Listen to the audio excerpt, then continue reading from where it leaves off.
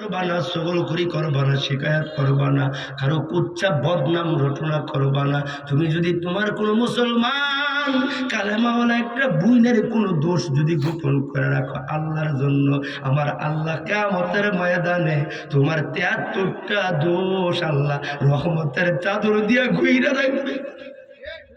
তুমি তোমার একজন মুসলমান ভাইয়ের একটা দোষ গোপন করে রাখছো, আল্লাহ কিয়ামতের ময়দানে তোমার 73টা দোষ আল্লাহ রহমতের চাদর দিয়া ঢাইকা গোপন করে রাখবো।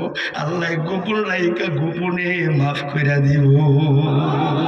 এই জন্য আমার মুরব্বী বাবাদেরকে বলবো, যুবক ভাইদেরকে বলবো, পর্দা আনিসে আমার মাদেরকে বলবো, মা কারো বদনাম করবা না, কারো দোষ তুমি জানো তো এটা গোপন করে রাখবা।